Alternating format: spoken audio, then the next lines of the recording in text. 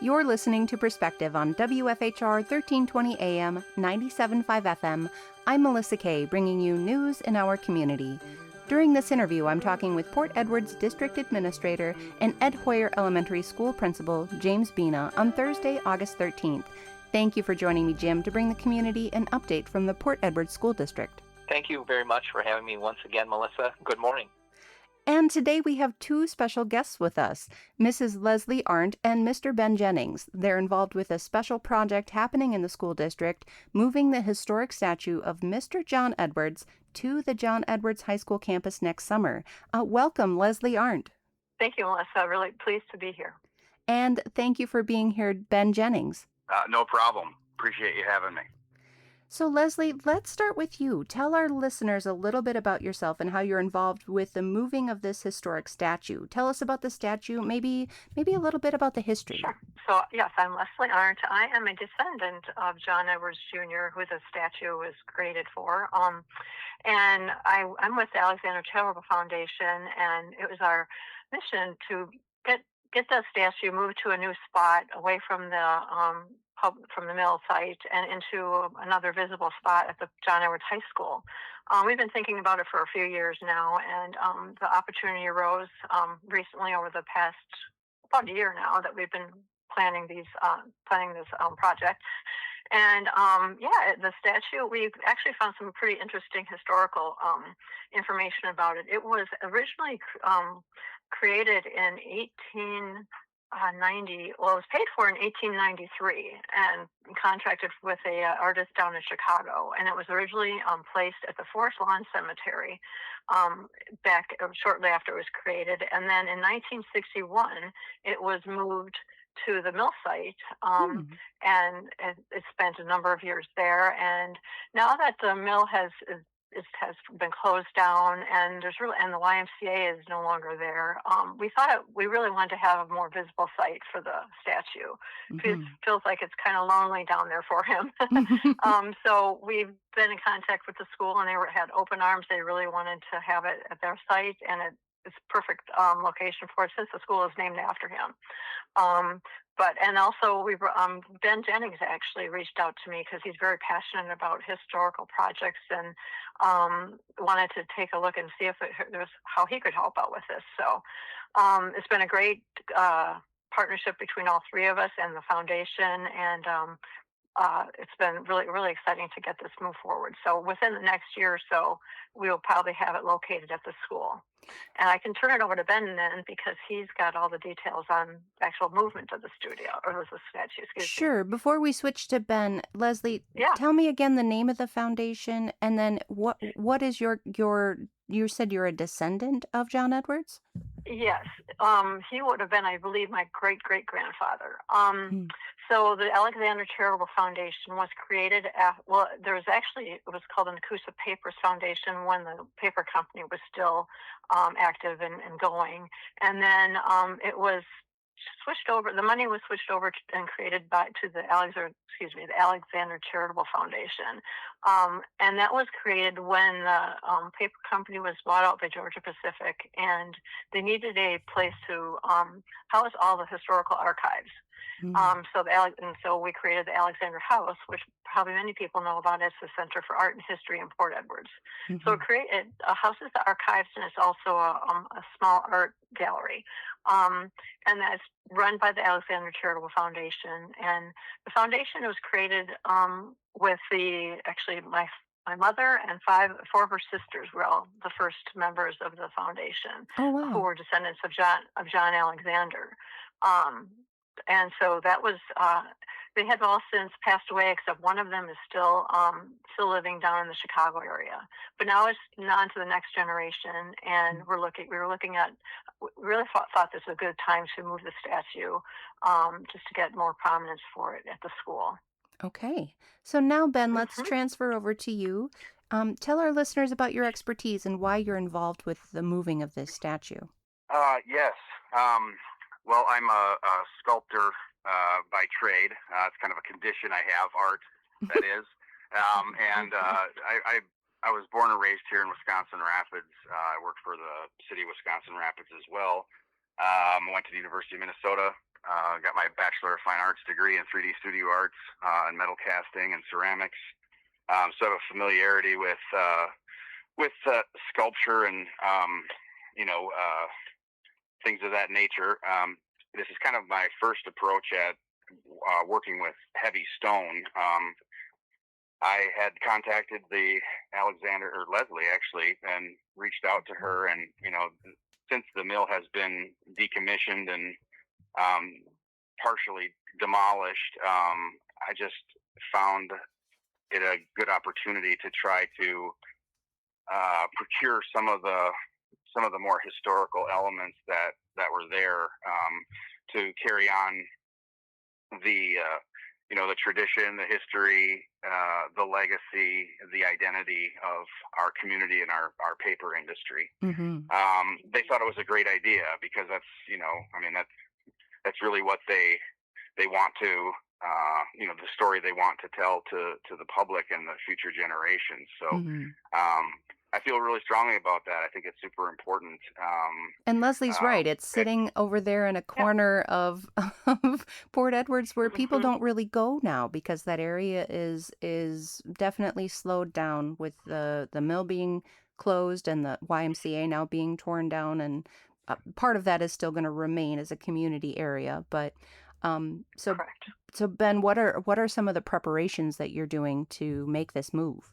Well, one of the bigger moves was to get compliance from Wood County. I had met with them several times. Met with the village of Port Edwards, all of those different stakeholders to kind of pitch the idea of restoration and relocation to designate the location for the sculpture. So they were, it took several meetings back and forth and a pretty thought out plan. And they agreed to give the statue back to the foundation. And we made everything shake out that way, which has been really nice. I'm really happy that they, it's difficult sometimes to get through red tape with some of these things, and they made it happen with us. So that was really great. Wonderful. And when is the move actually going to happen? We're thinking, there's like 6 or 7 sections of the monument, and it's fastened together, probably with pins, and there's some adhesive that are on there. So the first move will probably be to get the top portion off, which is the John Edwards Jr. portion, and I'll be able to get that back to the studio and carefully work on cleaning and restoring it, resealing it, and finishing it. That'll be probably the first step, and then the other pieces hopefully will be able to be cleaned potentially on site. They're going to be very heavy.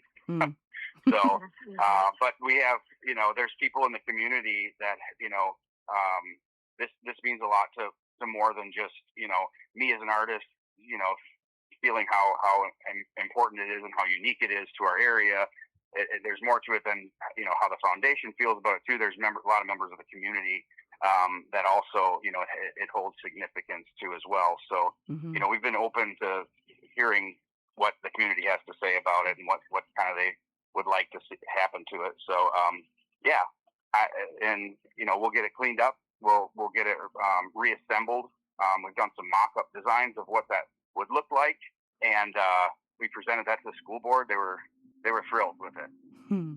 And then as far as the restoration of the statue itself, is it going to change how it looks? I mean, it's fairly weathered, I would guess. Not that I know that much about statues, but tell me a little bit about the restoration of it. How will it change it? Yeah, for sure. Well, it'll give it new life. I mean, there's different techniques that you can use for cleaning things of this nature.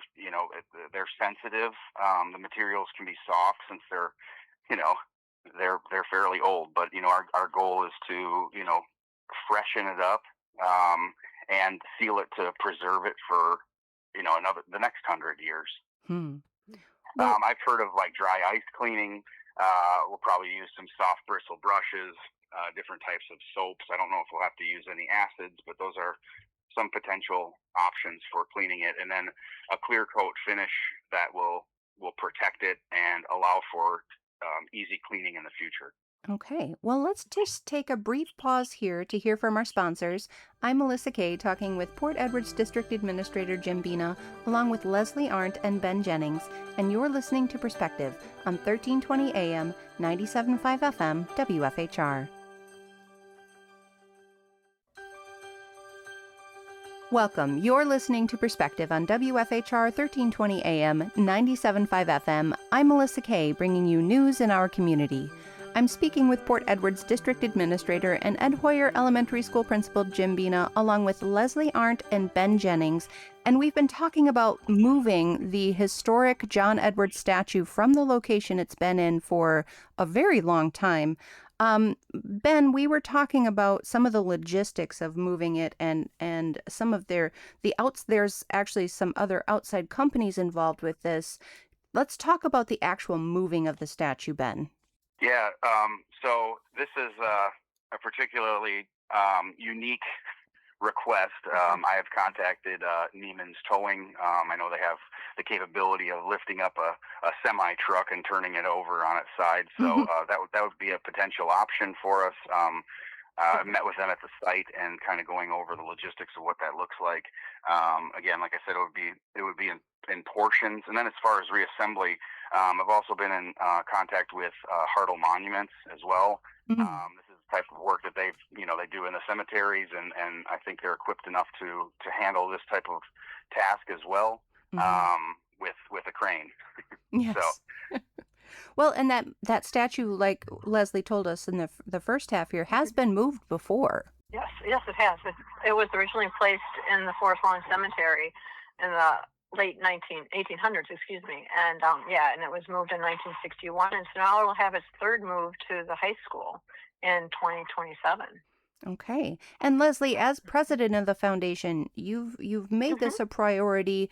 Talk a little bit about that and the foundation's involvement a little more. Sure.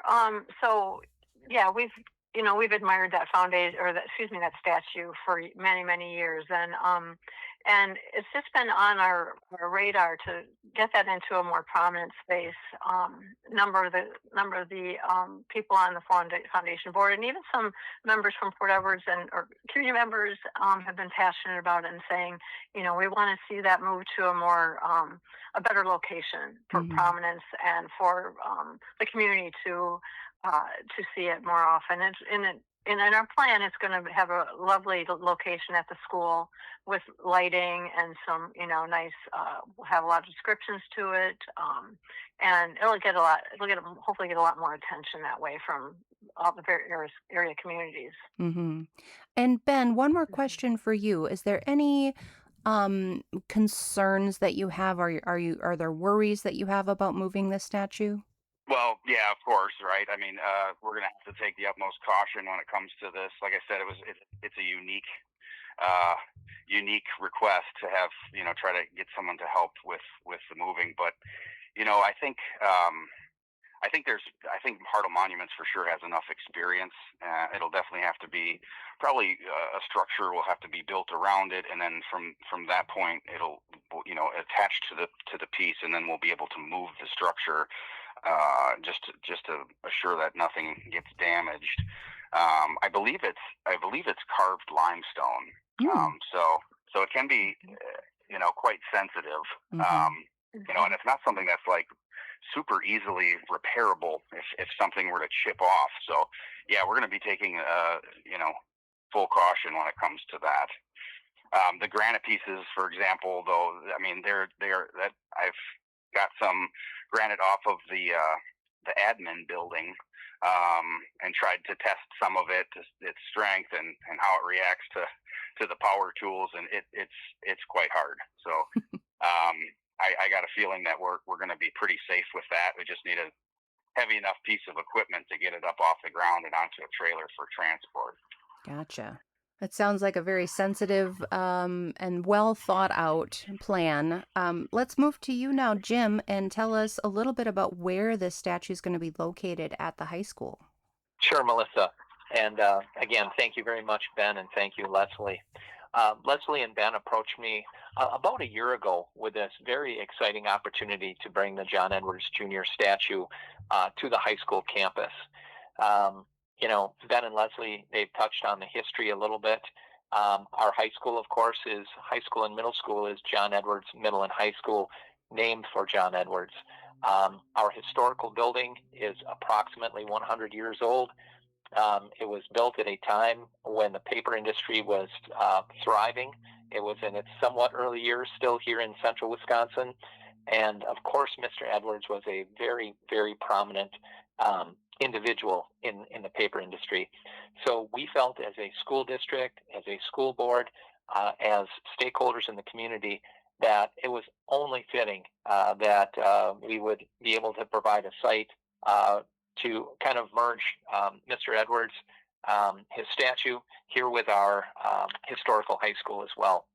Mm-hmm. The specific location that you asked about, we've got a very scenic southeast corner lot of our high school. It's at the corner of Levine and 2nd Street. We've got a very nice open area there with some mature trees and some floral plantings and things like that. We're looking to place the statue there near the corner of Levine and 2nd Street. And Leslie touched on that a little earlier in the segment. We would like to put some plantings around it, some stonework, some signs, possibly some solar lighting, to really make it a prominent heritage site that will really celebrate Mr. Edwards and his connection to the community and to our school district. So will there be things going on?